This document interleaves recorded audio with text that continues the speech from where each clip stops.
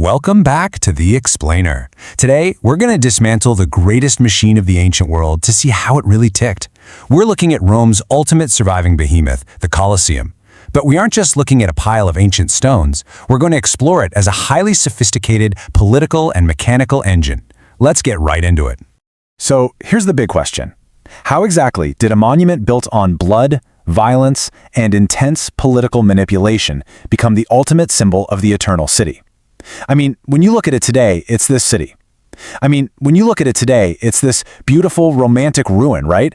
But 2,000 years ago, it was the beating heart of imperial propaganda.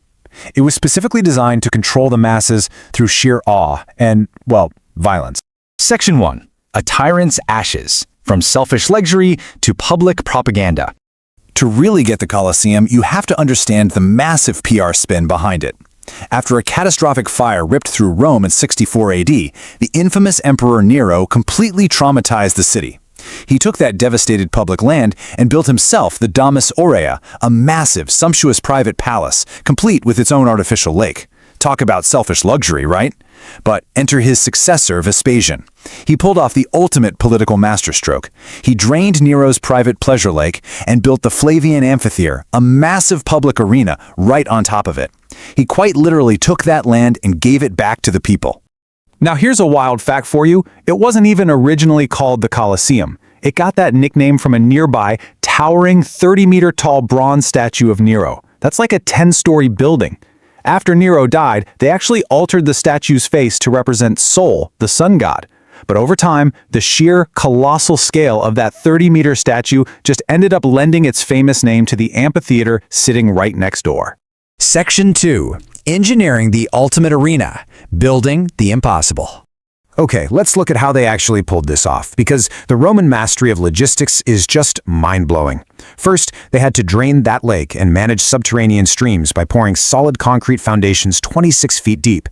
Then, they hauled massive blocks of travertine stone 20 miles from quarries in Tivoli using custom-built roads. And to handle all that insane weight, they assembled this brilliant modular system of interlocking arches and vaults. It balanced the load perfectly and let them build at an absolutely breakneck speed. And when I say breakneck, I mean it. Look at this number, 10 years. It's absolutely staggering. The Romans built this colossal structure between 70 and 80 CE. Think about that for a second. No modern machinery, no power tools, nothing. Just pure human muscle and brilliant engineering pulling off a timeline that is practically unheard of today.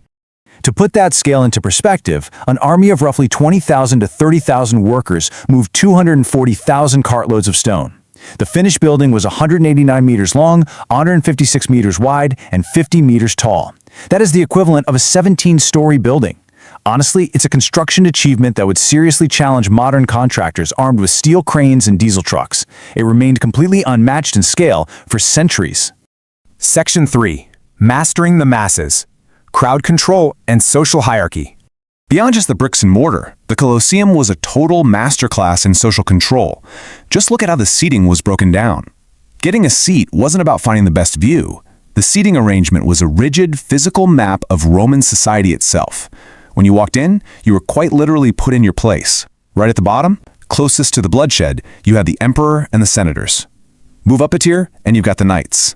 Above them, the regular citizens, which were further divided into wealthy and poor. And finally, way up top in the nosebleeds on wooden benches added by Domitian, sat the slaves, the poorest classes, and the women.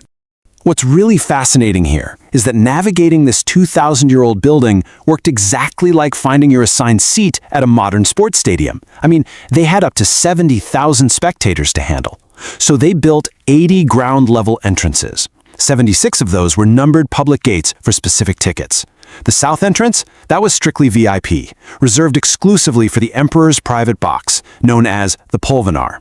Inside, they used these brilliantly named vomitoria, which were just wide radial passageways that allowed tens of thousands of people to flood in and out in mere minutes without ever causing a deadly crush. Oh, and if you needed any more proof of their ingenuity, check out the velarium. This was a gigantic retractable awning rigged up like a massive ship's sail that stretched completely over the arena to protect the audience from the scorching sun and rain. And get this, because it functioned exactly like the rigging of a ship, it was actually operated by real sailors from the Roman Navy. Only they had the skills required to deploy it, turning the sweltering arena into a comfortable, shaded theater. Section 4. The Underground Death Machine. The bloody mechanics of the arena. Now let's peel back that arena floor and look at the hypogeum. This was a 2-level labyrinth of corridors, rooms, and cages hidden beneath the sand. It was the Colosseum's dark, hidden backstage. It was a sweltering, terrible place for the slaves working down there, but it was the essential mechanical engine that made these grand spectacles possible. Just imagine the sheer awe of the crowd when wild beasts seemingly materialized out of thin air. Down in the dark, workers operated 60 massive rotating wooden capstans. By turning these heavy winches, they synchronized with 20 scenic lifts and trapdoors to instantly pop lions, bears, or even fully constructed scenery right up onto the blood-soaked sand. It was like magic, but powered by extreme human labor. And the shows they put on? Wow! Delivering bread and circuses meant supplying non-stop, hyper-violent entertainment to keep the population distracted and entirely dependent on the emperor. A typical day started with the vitationes, hunts of exotic animals like tigers and elephants. At midday, it transitioned into gruesome public executions, then the main event, gladiator combat, complete with highly choreographed armor and weapons. In the early days, they even flooded the arena basin to stage Nelmakaya, full-scale mock naval battles. Yeah, with actual warships inside the arena. Section 5. A half-ruined survivor. Earthquakes, popes, and preservation. So if the Romans were such perfect builders, why does the Colosseum look like a half-eaten apple today? Well, it all comes down to a quirk of geology. As we examine the foundation, the northern side was poured squarely onto solid bedrock, so it stayed largely intact. But the southern side, that foundation rested on looser, unstable river sediments left over from Nero's drained lake. When massive earthquakes hit Rome, that unstable south side shook violently and suffered a catastrophic collapse.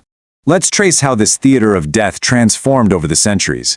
After the games finally ceased under Emperor Honorius in the 5th century, the building was largely abandoned. In the Middle Ages, it was actually repurposed as a fortress, and then a stone quarry. You heard that right. Romans literally spent centuries ripping out its iron clamps and harvesting its beautiful travertine stone to build things like Renaissance palaces and St. Peter's Basilica. After a massive earthquake collapsed the south wall in 1349, the looting just accelerated. It wasn't until the 18th century that Pope Benedict XIV stepped in, declaring it a sacred Christian site of martyrdom. That finally halted the looting and froze the ruin in the state we see today.